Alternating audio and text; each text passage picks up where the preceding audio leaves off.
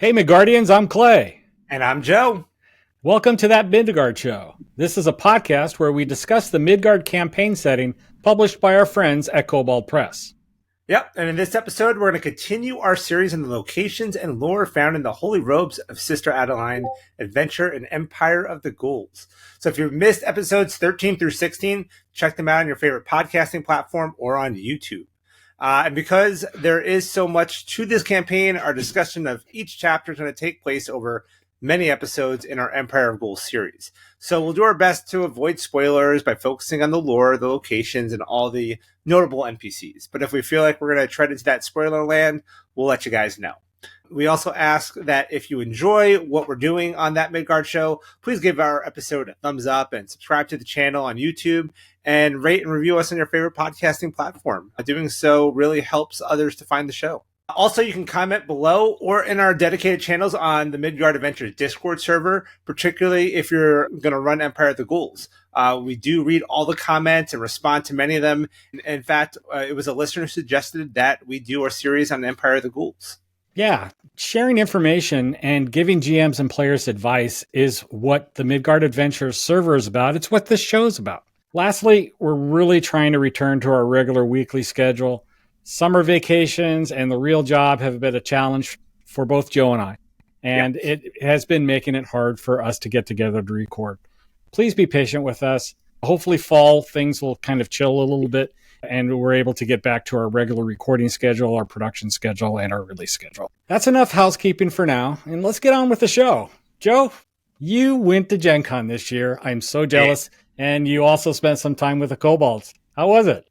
It was awesome. I mean, Gen Con's always fun. This was my third year in a row going, I think. I'm not one of those old school Gen Con guys. I really didn't get to start doing this till fairly recently. But this was one of the reasons we haven't recorded in a while, because I went to Gen Con, then I got back from Gen Con, and I got sick from Gen Con, which is a thing that happens when you go to Gen Con. But it was awesome. We could spend an episode just talking about Gen Con, honestly. The kobolds were great. They were really focused on Tales of the Valiant and Project Black Flag and all that. So I went to a talk on Project Black Flag, which was really, really cool. One of the questions I got asked there was, is Midgard the official setting for Tales of the Valiant? Which the answer to that was yes and no, because it is much more almost kind of like Planescape or something like that, where it's meant to be a place where you can get to any realm from. So you can play Tales of the Valiant in Midgard if that's where you want, or in Forgotten Realms if that's where you want, or in Dragonlance, or wherever you prefer. It is a place of many realms. So Midgard, I'm sure, is going to continue to be supported moving forward. I hope so. I mean, it is, right? They're going to keep on publishing Midgard content because it can be played in Tales of the Valiant, and it can be played in 5th edition if that's what you prefer to keep playing it. And, you really notice, too, most of their setting material, a lot of their setting material is fairly system agnostic, like the World Book. And even books like Tales of the Old Margrave, yes, it's got 5e specific content in there, but it also, the lore content is not specific. It's lore.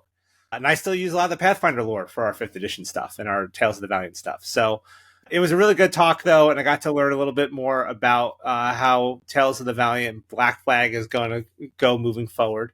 I also got to play in a couple of Tales of the Valiant games. So I got to play Beast of Dib, which is in the new prepared book that just came out. It's one of the new adventures. So we got to play that as a Tales of the Valiant adventure, which was really cool. And then I got to also play with Eric Frankhouse, who does all of the YouTube and Twitch stuff for koboldpress these days. Kind of took over for Dot. So there was an adventure, which is the name of which is slipping my mind again right now.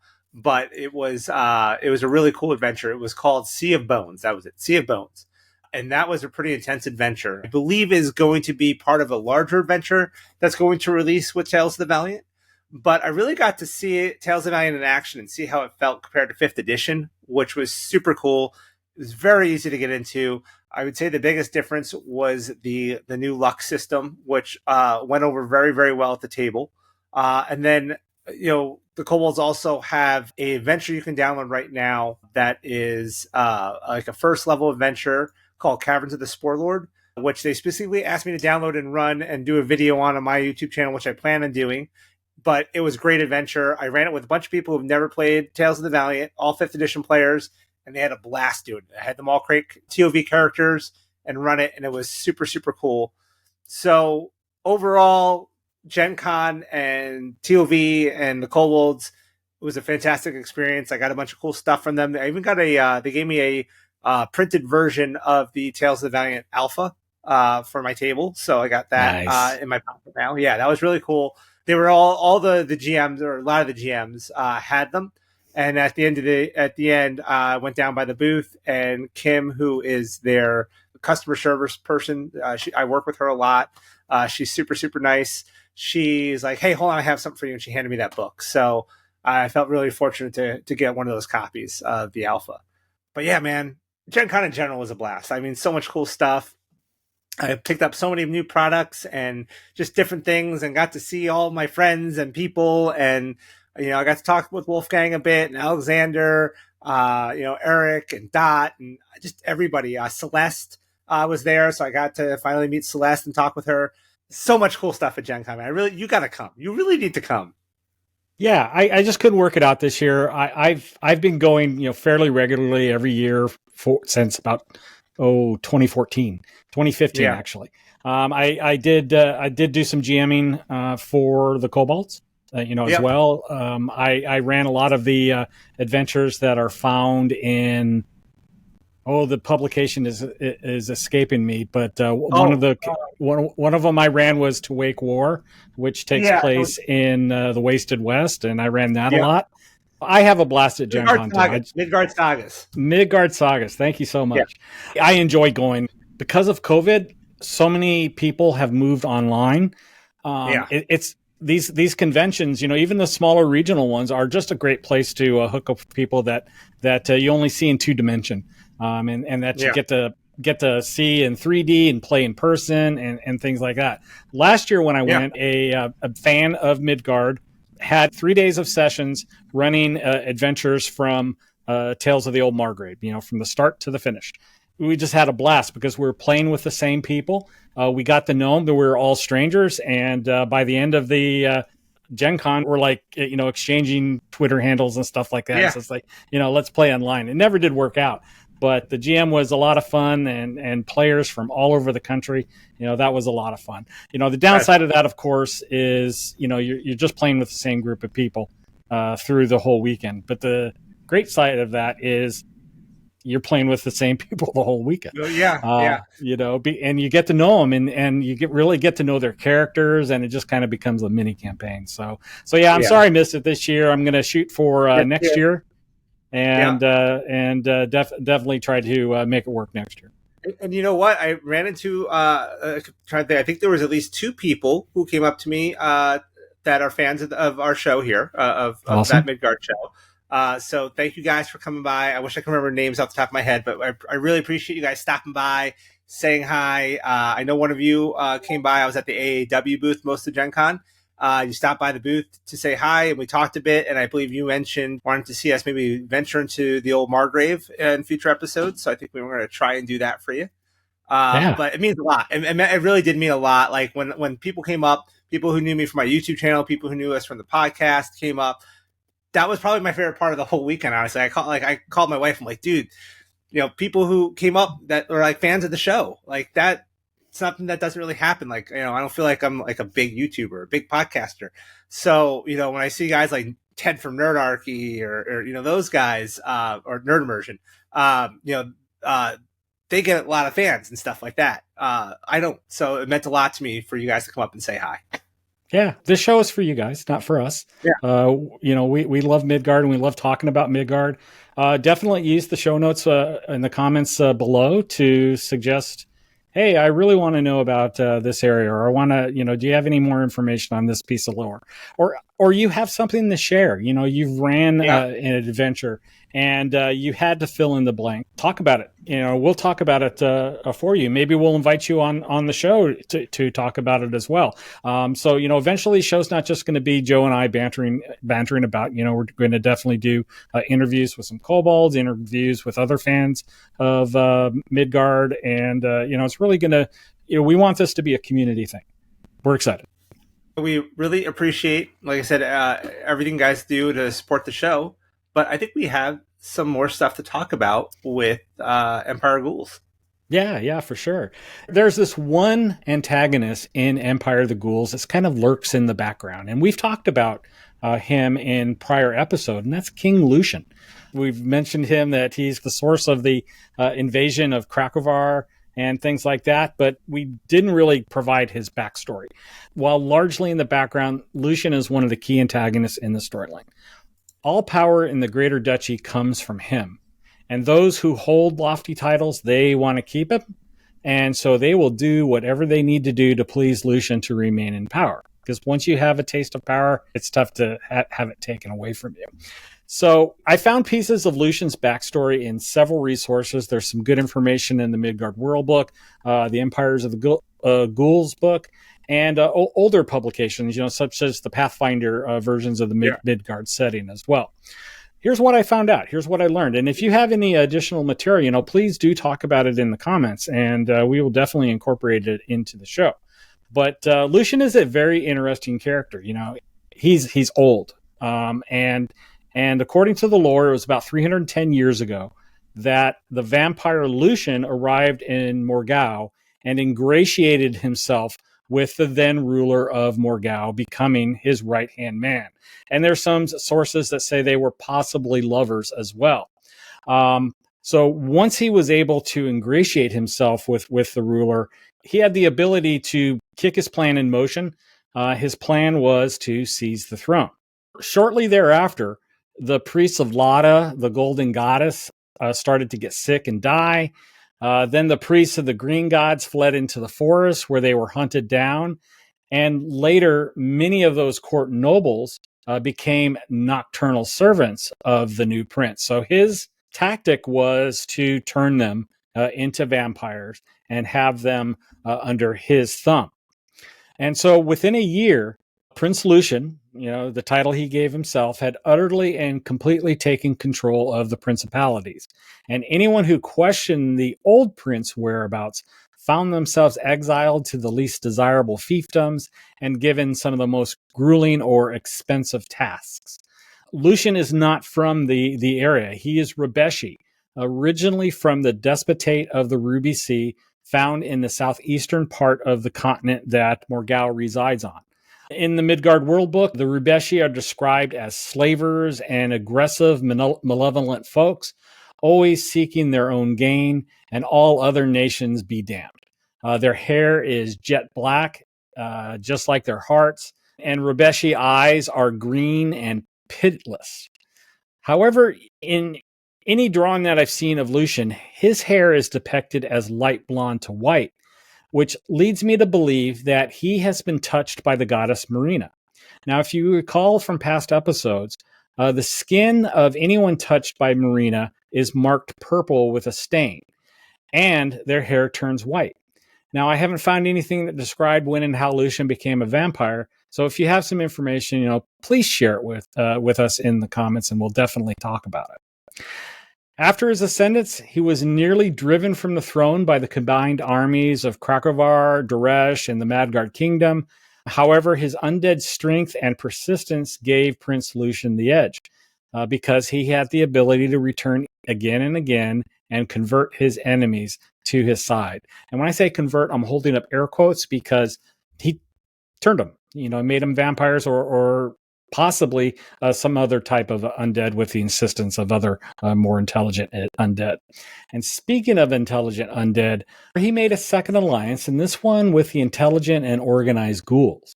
The next attempt to drive him from the throne was a complete rout, with Morgau's army killing and devouring the cream of the Krakovan and Midgard nobility on the field of Selesh. And within 50 years from then, Lucian conquered Duresh, but the dwarves of the Iron Crags took Grisel before he could capture that as well.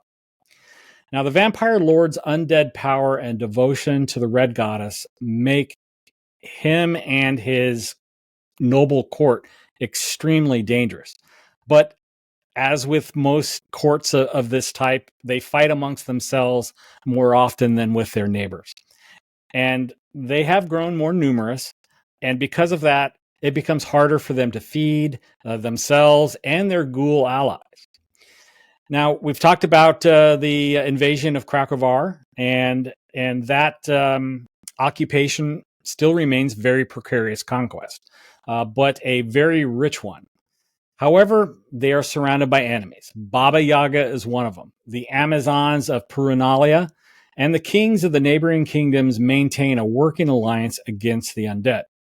Now, King Lucian and his undead hordes remain very dangerous, but somewhat are contained within the hills and forests of Morgau and Duresh and the new rolling plains and hills of the province of Krakovar.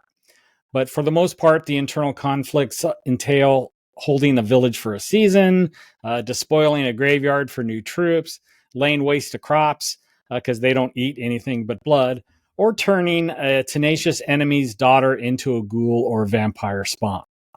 Lucian simply does not want to make friends with anyone, only to terrify their neighbors and dissuade them from denying his undead sovereignty. Equally important, raids and warfare keep its neighbors from spreading the seeds of rebellion among the living who suffer beneath the undying gentry. The peasants of Morgau, restless and fearful, long to shake off their masters. They are organizing in a form of resistance. Despite the undeniable strength of Lucian's troops, the one war Lucian can never win is the one waged for the hearts and minds of their people. Because, in my view, the living outnumber the undead. So this is ripe for all sorts of storylines.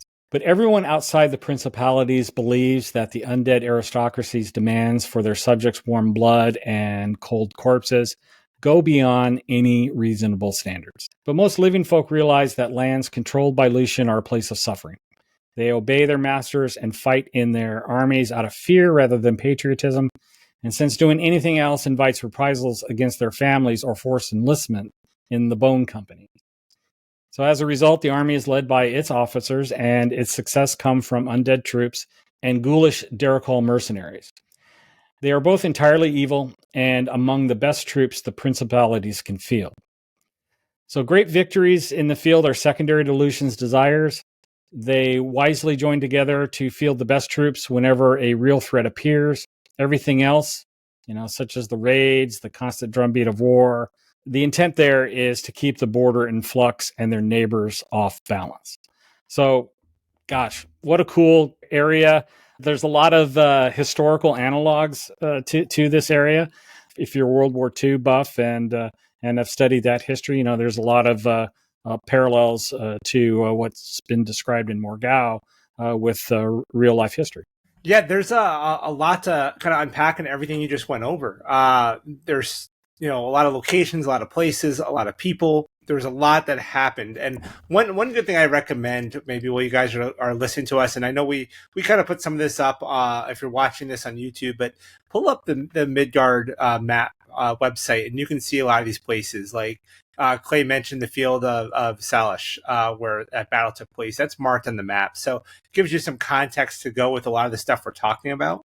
But yeah, I mean, you got this guy who he almost feels kind of Hitlerish, doesn't he? Kind of comes out of nowhere, kind of gets himself in the government, and then slowly just works his way up until he takes over and then starts to expand. I mean, World War II is a perfect analogy for what he did and how he went about doing it and expanding his power. Yeah. Again, if you need material, you can rely on our history and turn it into kind of high fantasy or grim fantasy in this case.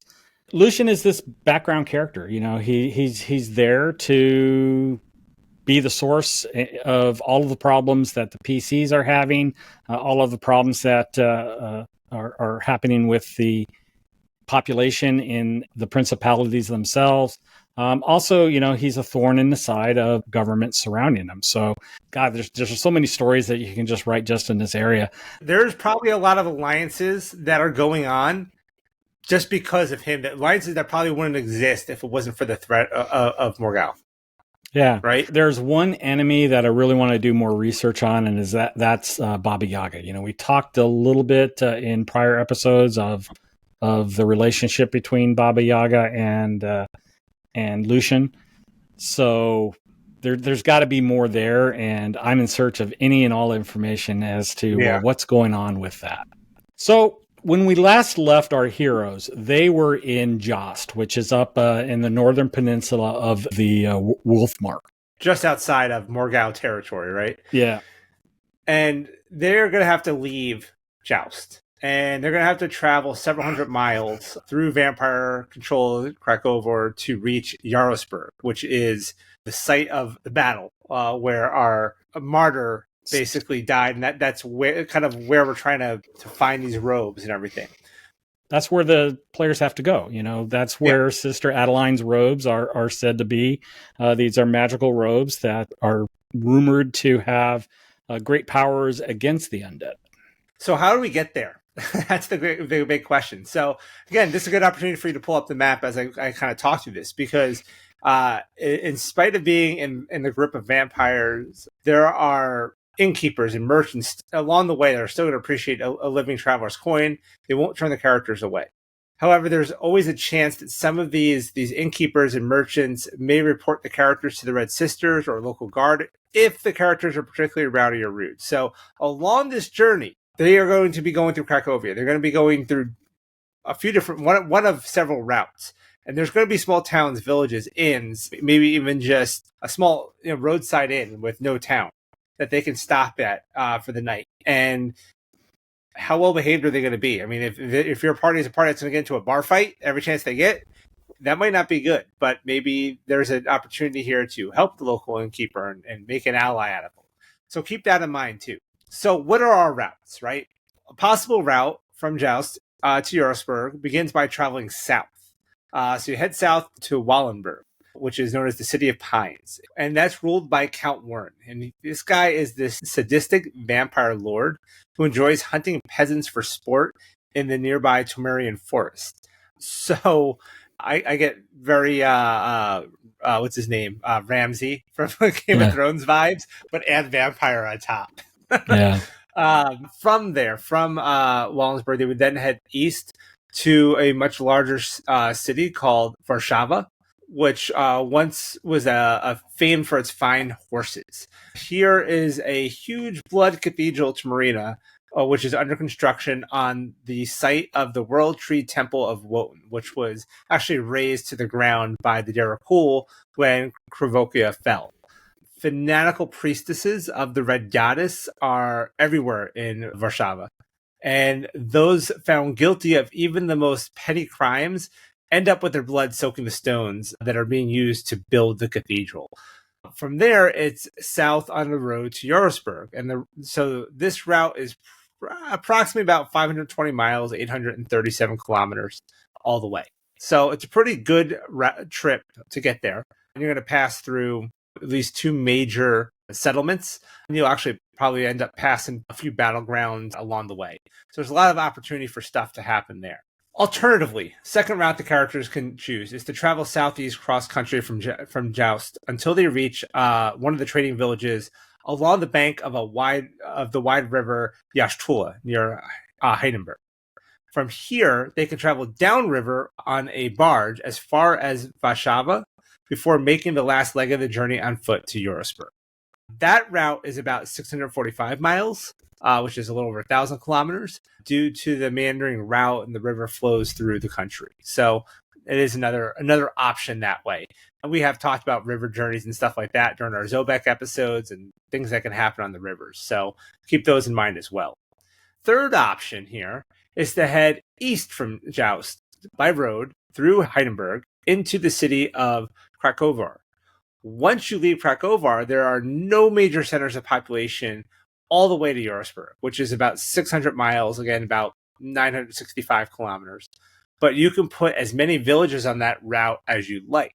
So if you really want to stretch out this leg of the adventure, you can easily get 6 to 8 sessions of trekking across hostile territory. But be careful. The PCs need to arrive in Yarosbirg before the anniversary of Adeline's death to meet up with the Spear Maidens who visit the ruins to pay homage to her. Since Krakovar is occupied territory ruled by vampire nobles and their Red Sister enforcers, I recommend that the tone of the travel should be very foreboding and kind of depressing. On the road, the most common sight is hungry crows pecking at the eyes of rotting corpses hanging on a rusty gibbet. The night air is filling with the howling of wolves, the soft tuning of owls, maybe the occasional human screaming in the distance in terror. For those of you who don't know, a gibbet. These are cool. I like this whole look for this area. So a gibbet is this kind of body-shaped metal cage from which the dead or dying bodies of criminals were hanged on public display as a deterrent. The gibbet is usually used as a method of execution, with the criminal being left to die of exposure, thirst, or starvation. So actually, it's just this like little cage that you can't move. You can't sit. You can't do anything. You just basically stand there and just are exposed and die of the elements of hunger, of thirst, and just rot away. So It is pretty horrifying. Yeah. I mean, gosh, what a horrible way to go. What a horrible way to go. And so just perhaps those along the route, crows pecking out their eyes and stuff like that. Maybe some of them are still living and the birds or vultures are eating them, Yeah. That could be an encounter right there where you free somebody who's still in fairly good health and or one of them in there is turned into a ghoul and it's starved for meat, you guys, the PCs, lots of options there, but it's a real life instrument of execution or punishment that was used centuries ago. Wasn't that in Willow? Isn't that how we meet? What's his name? Val Kilmer's character in Willow. He was hanging in one of those things. Yeah. Well, his was a little bit bigger. I think he was a bigger cage. Gandalf was put in hanging cage. Not a gibbet, but it was a hanging cage off of the tower. Not a good place to be. Nope, not a good place at all. So, what else? What about the lay of the land? Again, the countryside is one of your characters. And the Blood Kingdom of Morgau is made up of the three former kingdoms. We've talked about this a lot. The Duchy of Morgau, the Barony of Duresh, and the newly conquered northern province of Krakovar. The wide Yarosbirg River, it meanders down the middle of Krakovar from the Nieder Straits in the north to Varshava before it turns southwest towards Dornig. So again, that's potentially one of the routes that your party can go because it's easier to hitch a ride on a barge than trek over land. South of Krakovar, Morgau and Duresh are located on a forested highland known as the Bram Plateau, which lies between the Iron Crags to the west and the Cloud Wall Mountains to the east. Now, to the south stands the dense and ancient Margrave Forest, and the vast Ritherian Plain extends as far as the eye can see to the east beyond the cloud walls. Now, there is a fast-flowing and icy river Runnel that divides Duresh on the western side of the plateau from Morgau to the east, before heading north and east into Krakovar and meeting the sea at Lodzig. That river is too narrow, too swift for boat traffic, but it's a place to feed yourself. The lore says it's teeming with trout and perch and whatever else you as a GM want to put in it. Now, the land of the principalities, it is daytime there. It's not like Barovia where it's always cloudy and dreary and creepy. The principalities are very fertile. Although the fields are small, they yield abundant crops. The vineyards produce excellent wine, and the woods are full of meat, deer and boar, providing plentiful hunting. Throughout Morgau and Duresh, the misty landscapes is dotted with small villages, crumbling ruins, and the keeps and manors of the vampiric nobility. Bordered to the west by the Temerian Forest, the province of Krakovar is less mountainous than Morgau and Duresh, but its central and southern parts are still quite hilly and rugged. Now, the Yoshtula River, it's the main river that comes in from the Nieder Straits. It's super wide. Think of it as the Mississippi or the Rhine River or any commercial river that is found in Europe. That river connects two other major cities, Heiderbirg and Varshava, that we've talked about. And it meanders across the plains before emptying into the Nieder Straits near the city of Heiderbirg. Now, the northern coast can be wild and lots of stormy weathers, but Krakova is still the most important trading hub on the straits. The city, if you look at the map, there's Heiderbirg and then there's Krakova. And that city, Krakova, is still one of the most important trading hubs on the Straits, even after falling under vampiric rule.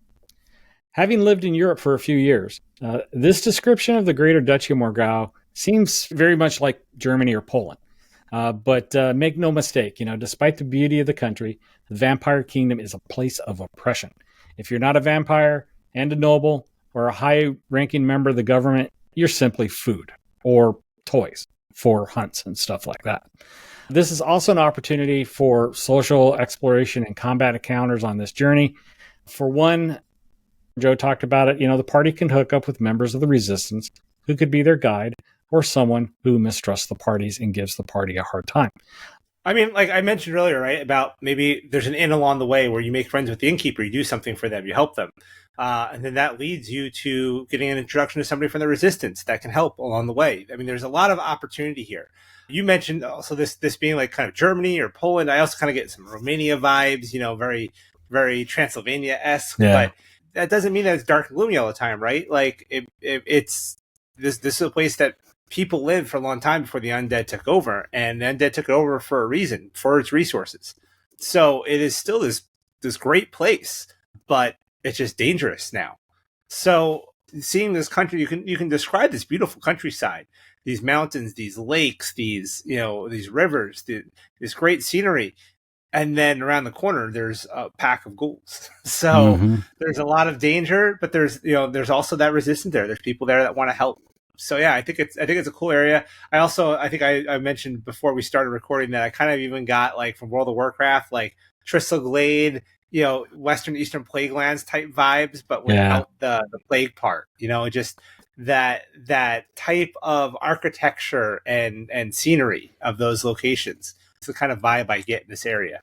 We're going to go into a little detail on the 3 routes that Joe outlined. So route number 1, if the party chooses to head east from Jost to enter Krakovar, Heiderbirg could be their first stop. The city contains a formidable castle at the mouth of the Yoshtula River and is the main defense of the entire river city against the northern reavers. They constantly are making probing attacks against the area, and they arrive in long ships, sometimes larger ships. Both types of ships are capable of navigating 50 or more miles up the river if unopposed.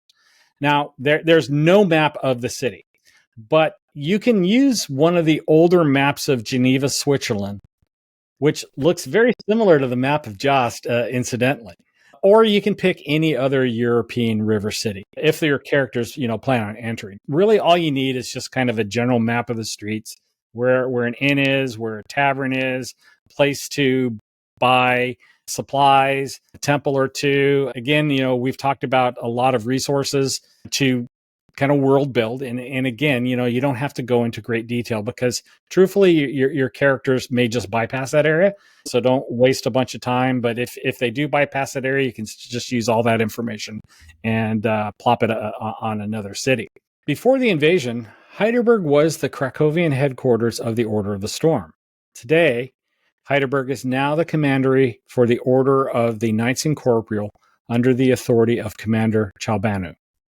He was newly promoted by Grand Marshal Harista for his valor and his tactical intellect on the battlefield. Some of the more bloodthirsty knights of the Order of the Storm, the living members of the Order of the Storm, they returned to the castle after swearing allegiance to Mavros and the Blood Priestess Sonia of the Spear. She leads a fledgling order of the Bloody Blade, which also falls under Chalbanu's command. Now, survivors who remained loyal to Perun fled northwest to join the Reaver Dwarves at Jost. And the Ghost Knights are pretty cool, and I will talk about those a little bit more later in this episode. For sure, yeah. And I'm going to throw it out there because I'm the resource guy. For another option for a map is actually in Spectacular Settlements on page 179. They've got this cool map of a city at the mouth of a river with a castle. So that could be a really good option if you need something quick and fantasy-oriented to use. But the next stop on this particular route is going to be the city of Krakova. So that's the principal capital of Krakova, and it's the largest trading hub on the Niederstraits, even after it fell into the vampires' hands. The city's docks are among the finest in the region, with excellent shelter and docks for cargo. Cracovia actually drives trade to Bjornshafen, Kurlandia, Tanzerhall, and as far west as Bemia. In the past, the city's size and power worked for it. Attempts by dwarves or the guilds of Vadim to dominate shipping in the straits were actually met with fierce reprisal and even open piracy. Princess Heristina is determined to keep trade flowing and has put General at Arms, who's now an admiral, Unger, the highest ranking living officer in the Ghost Knights, in charge of the navy. The province's merchant fleet must remain ever vigilant against attacks from the Reaver Doors based at Skorgaholm and Joust. The city is built on dozens of harbor islands connected by bridges. The largest of them is Mermaid's Island, which is more than a mile long, where the first kings and queens of Krakova were crowned and where the Slata used to meet to elect new kings. Mermaid Island and its golden fields, where the nobility would gather during the envoy season, are now off limits by order of the Protector. The assembly hall of the magnates has begun to fall into disrepair, but the council chamber is being used as a secret meeting place by supporters of Queen Ursula of Krakova, who leads the resistance to vampire rule. Princess Heristina recently reinstated Krakovia's winter ball to be held at the Royal Breezic Palace. Many of the nobles of the Slata are considering their invitation to the revel with a great deal of trepidation. So keep that all kind of in mind in this whole area, because again, there's kind of a lot going on there. I almost see the Red Wedding from Game of Thrones. Yeah, that's kind of what I was thinking too, right? Like, Yeah. Do they really want to go to this thing? Yeah. Red Wedding are they on the menu? Yeah. Like, come to our vampire ball, human. Yeah. It'll be fine. That's crazy. I wouldn't want to go. No. But not going could be just as bad. Right. So if your PCs decide to catch a barge south from Heiderbirg, here is your kind of Heart of Darkness or Apocalypse Now type adventure. Not much is written about the river itself, other than saying it's a wide river that large barges can easily navigate. So this is your opportunity to do some world building yourself.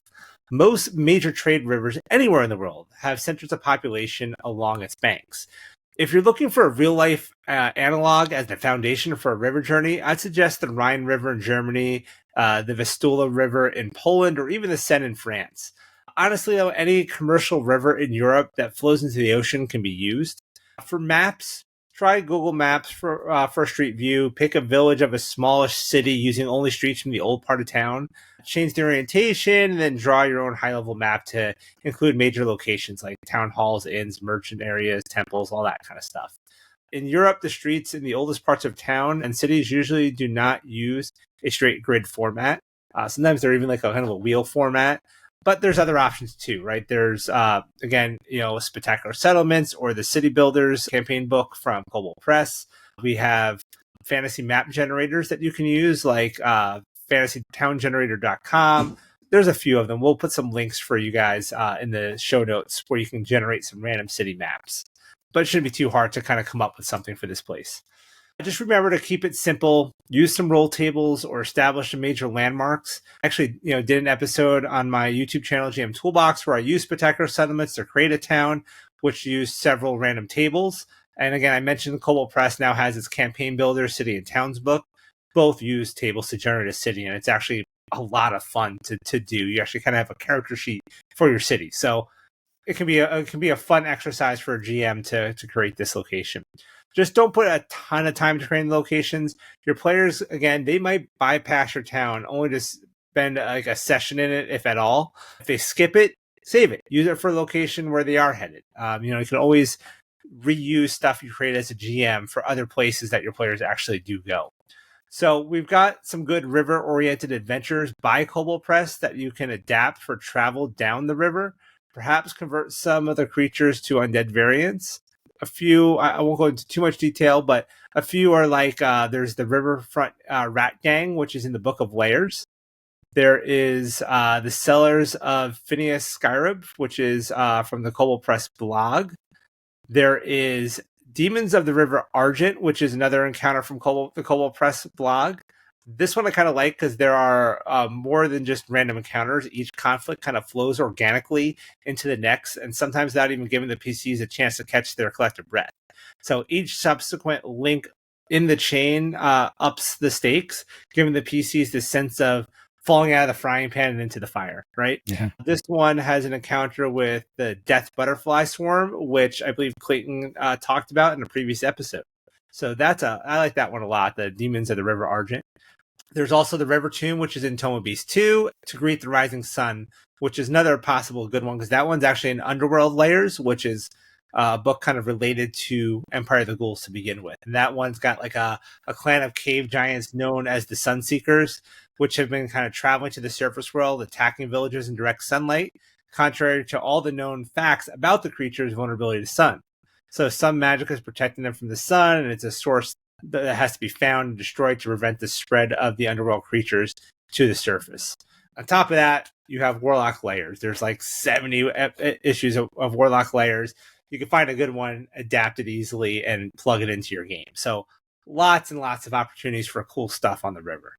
And again, if you don't want to spend a lot of time between Jost and Yarosbirg, you can hand wave it. You can kind of do a travel montage as a lore dump to your PCs. But again, if you want to stretch out the campaign, gosh, just this one chapter, you could spend 6 months in, if you really wanted to do that. I personally, when it comes to travel, I'm not a big fan of just random encounter of wolves or ghouls or zombies. I would rather implant a small adventure. There's another book I sometimes use called Mini Dungeon Tome, which is just these little quick 1-page dungeons that you can just kind of pop in, and it would take less than a session to run them that you can put along the way. So if you're looking for certain things, there's a lot of content out there you can use to plug in to your travel, and if you don't want to just montage it. Yeah. So we've talked about two main routes. One, the middle route is the river. The eastern route is the roundabout way through the city of Krakova. And then the last route, the more direct route, is dead south from the city of Jost. And on that route, Wallenbirg is the next major city along that route. Now, this is a beautiful town known for its carved and colorful wooden toys, the skill of its archers, and the dangers of its forest. Wallenbirg is Krakovar's nearest city to the Temerian forest. The main products that make up the economy in that area is timber and charcoal. That makes up much of their trade, but it's also the seat of the former Royal Hunting Lodge and a jumping-off point for expeditions to the ruins of Thorn. Now, Wallensburg walls fell to a deadly assault by the Derakul during the undead invasion. These ghouls, known as the Shroud Eaters, they just poured over the battlement in great number to slaughter the city's defenders. And these folks, the Shroud Eaters, always enjoy hunting with Count Warren. And he's the vampire lord of that area who now rules the city. And he makes very good use of the woodland to hunt human peasants and the Fae alike. The creatures of the woods don't take too kindly to this, and the Count's men have been known to disappear, and the city is sometimes subject to Fae revenges, leading to citywide distress when children vanish or swarms of mice stripping the granaries bare. So imagine your PCs running into one of Count Warren's hunt during their travel south. Man, that would be fun. That's brutal. Yeah, they could be part of the hunted. They could be one of the folks that rescues a family of peasants who are being hunted by Count Warren. I mean, this is kind of like your predator trope, all over the place. Yeah, again, I keep thinking of Ramsay Bolton too, but as a vampire. But here's the thing: like you talked about Derakul coming over the walls and stuff, and that's obviously well in the past. But it's such a graphic image to think of. Like if you've ever seen the movie World War Z, which did not do the book justice, by the way, but the hordes of the undead literally piling up on the wall till they got over. like I would look for an opportunity here to somehow give the players a vision of the past, a flashback through some kind of magic so they could see what happened there, and describing that scene would just be epic. I think if there was, a way you can work that into the game and let them see what happened there. It would also kind of build up the hatred of Count Warren and the Shroud Eaters. Yeah, and it could be somebody that's being hunted. It could be a former soldier that is in Count Warren's menagerie of trophies that he wants to hunt and slaughter. I would want my party to take this route just for Count Warren. Like, I feel like he's such a great villain. Yeah. This is one location you can't move, anywhere on the map, because it's specific to the lore of the area. Gosh, definitely a lot there that a GM can play with. Yeah, for sure. So once they leave Wallenbirg, they're going to have to head east to Varshava. So this is home to the horse breeders and famous for its races. It was the base of the kingdom's royal cavalry before the conquest. When the Ghost Knights approached the city after taking Yarosbirg, Prince Hardred Wolaska, the heir apparent and commander of the first Hussars, gravely underestimated the enemy he faced.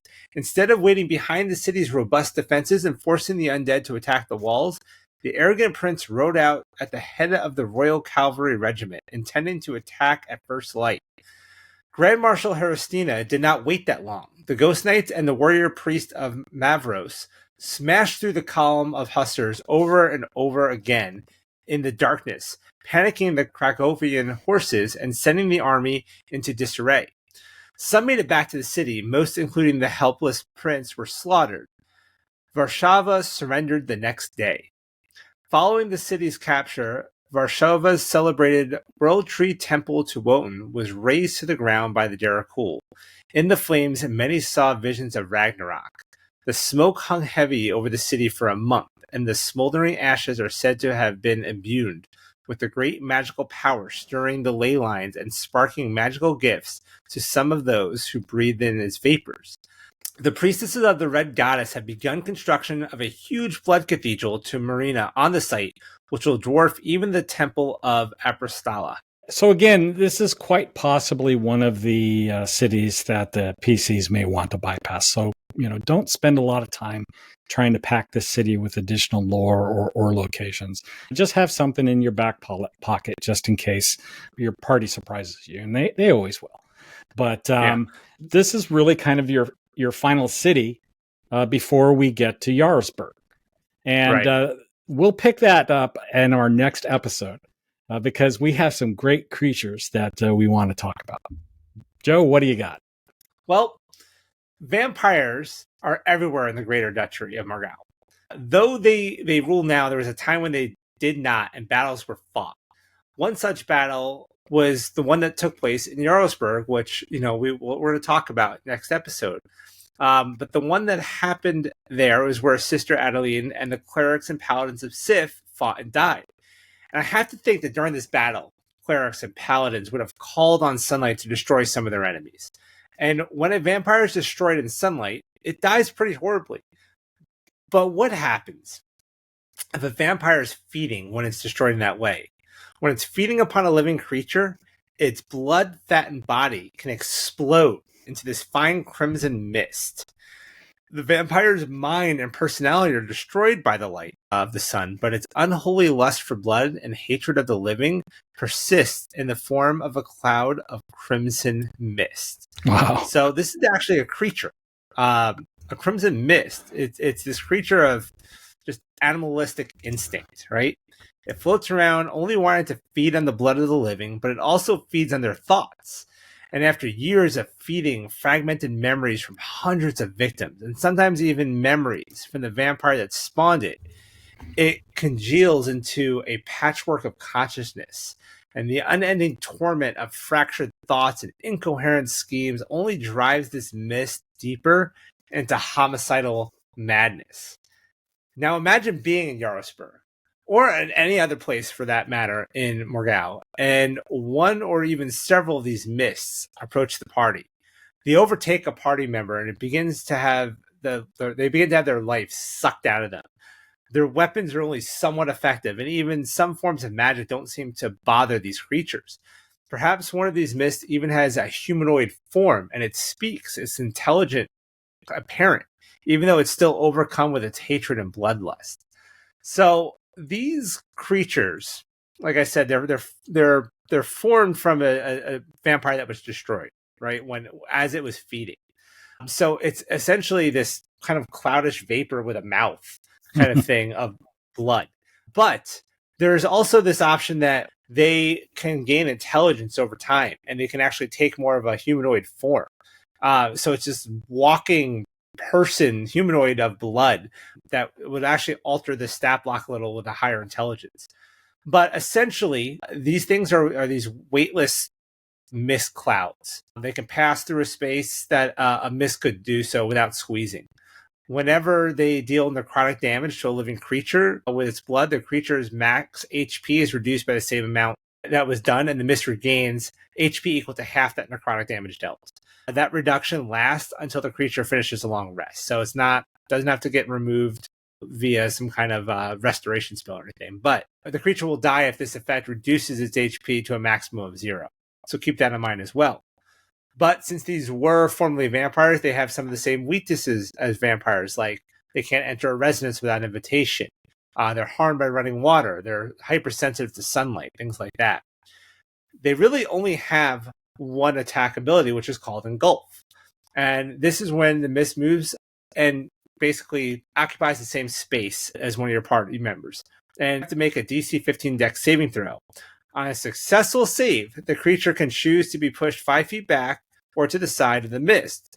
But a creature that chooses not to be pushed suffers the consequences of a failed saving throw, which basically, when you fail, you take 46 necrotic damage and you're engulfed. Wow. And an engulfed creature cannot breathe. It's restrained, and it takes the 46 necrotic damage at the start of each of the mist's turns. When the mist moves, the engulfed creature does not move with it, and it's freed. But an engulfed creature can try to escape with a DC 14 strength check, and on success, the creature enters a space of its choice within 5 feet. A creature within 5 feet can also use its action to try to pull their ally from there, but doing so also requires a DC 14 strength check. And the creature that makes an attempt takes the 46 necrotic damage itself when they kind of put their arms in there. Wow. So the mist can only do this to one creature at a time, because they are still a size medium. I mentioned their stats earlier. They're low strength, high dex, high con, but low intelligence. Only a 5 intelligence, 13 wisdom, 8 charisma. However, if they are a mist that's reformed a personality from over time and whatnot, it can now speak. It has language. It has an intelligence of 17 and a wisdom of 15 and a charisma of 18. And its wisdom and charisma saving throws are increased by, to +4 and +6. So having one that's kind of a leader, almost controlling the other mists, can be a very cool twist to this. But these things, they're resistant to acid, lightning, thunder, and normal physical attacks from non-magical weapons. They cannot take damage from cold, necrotic, or poison at all. And they have a slew of condition immunities that you would kind of associate with a mist. So they are a pain in the butt, man. These are, by the way, these are found in Creature Codex, page 67. They are a CR6 creature. Throwing one of these at the party would be, I think, pretty tough. Throwing like 3 of them, one of which is an intelligence one, that would be hard. God. So I feel like these are great for any place where a battle took place. Yeah. It could also be the PCs are sleeping, and this red fog creeps across the ground and covers them up and starts to feed on them, or emerges from a ruined castle or a battlefield, as you said. What a terrifying Such creature! As yeah, what a terrifying creature. I would definitely drop an encounter with these in Yarosbirg. If when the party gets there and they're exploring, this would be a great encounter.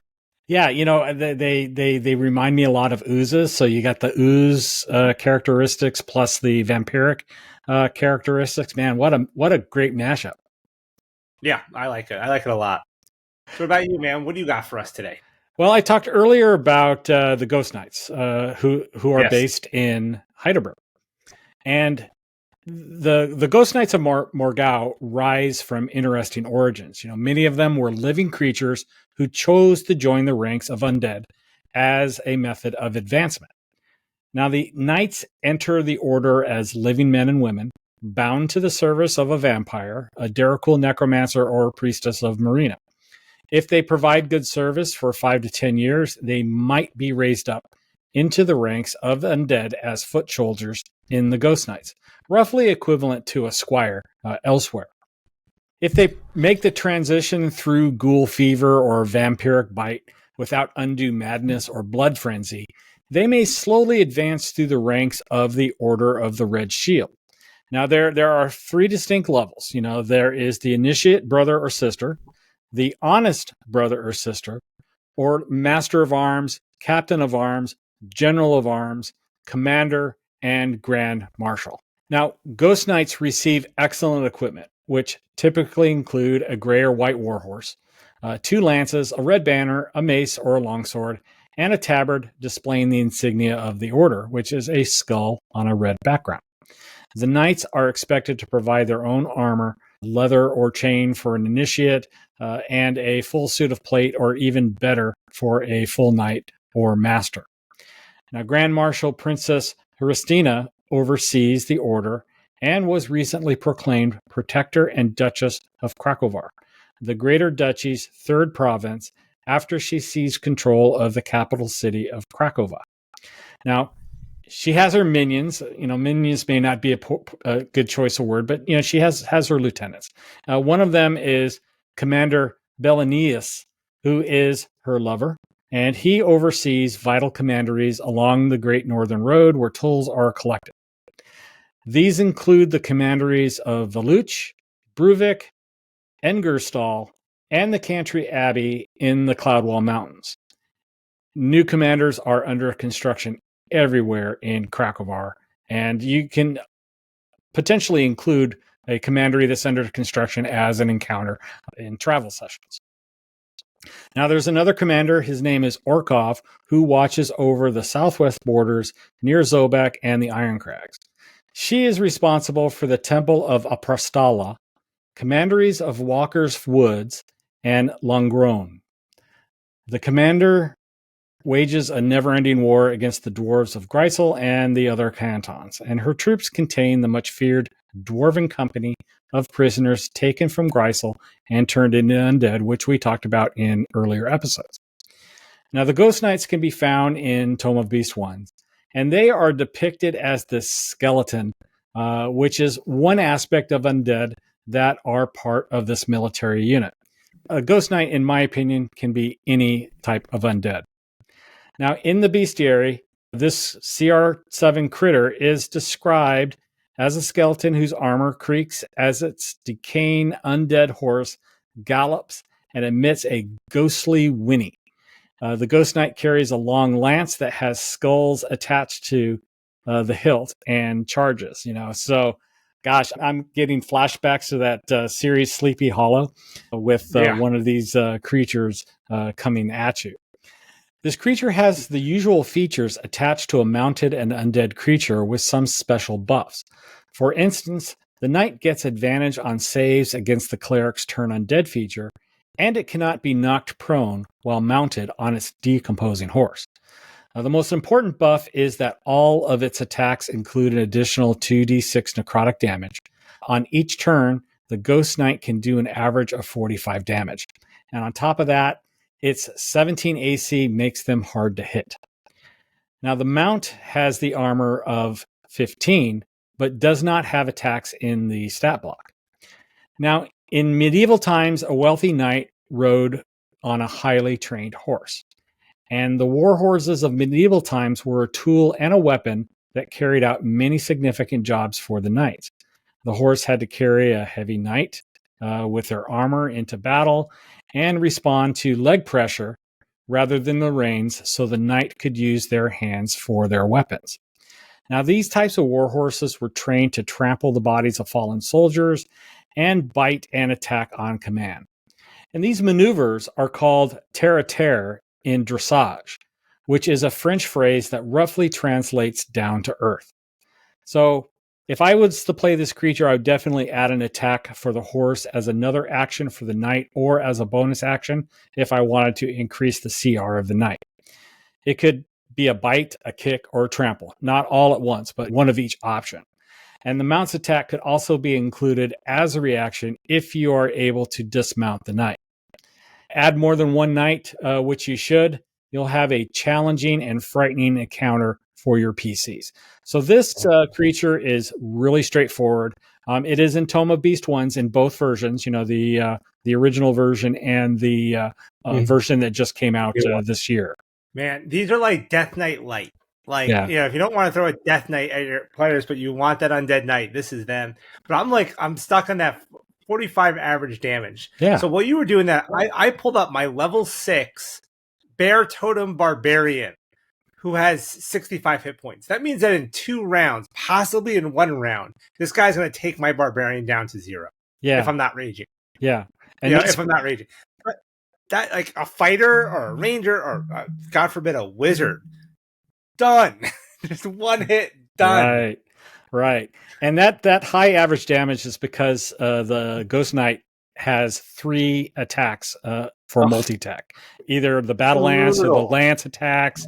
If the Ghost Knight is mounted, it can make 2 Battle Axe or Lance attacks, and its mount can make 1 melee weapon attack. So, yeah, it's a brutal creature. You don't need too many to give your players a hard time.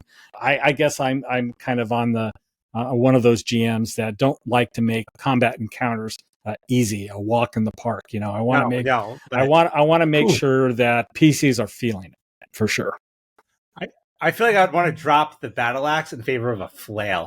A flail would just be so scary with one of these guys. Like you just see this Ghost Knight mounted on his dead horse, like a 3-ball flail, or Morningstar. Or is it Morningstar is the one on the chain? No, it's a flail on the chain.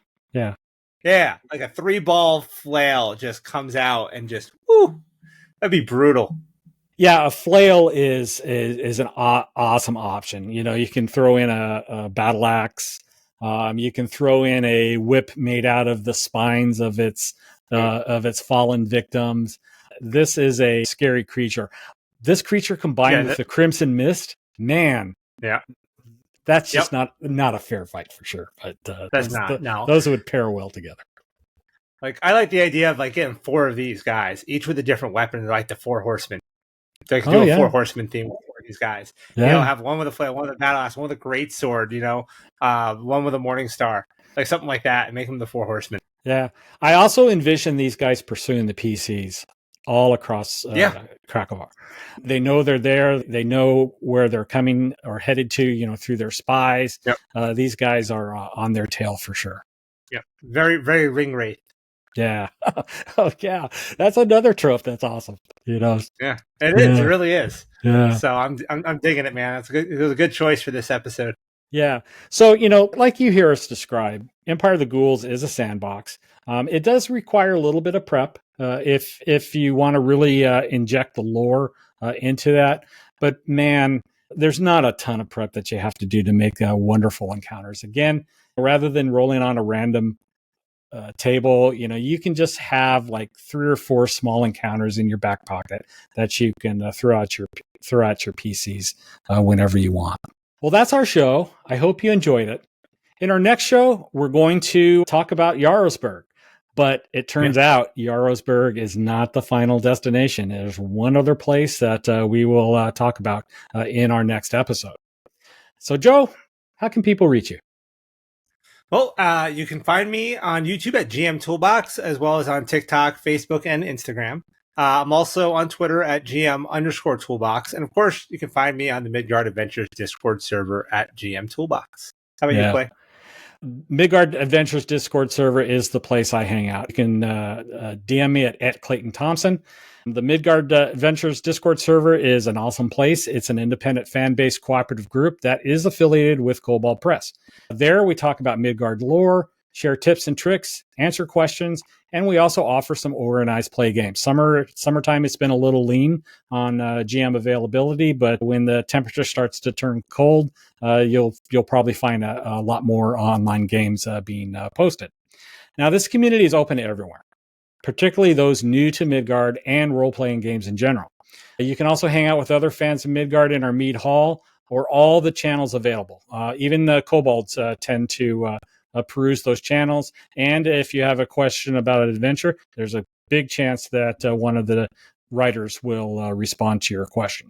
Yeah. We also have a dedicated channel for That Midgard Show on the server, and that's where you can post some comments, talk about the content on the show. So check us out. We have an invitation to the Midgard Adventures Discord server available in our show notes. So if you like our show, please click on the like button and subscribe to our channel. Spread the word about That Midgard Show. Do all those great things. We're also on all major podcast platforms, so please subscribe, leave us a positive comment, give us a 5-star review, and just help us out and grow the channel and spread the word, guys. So that's it for today.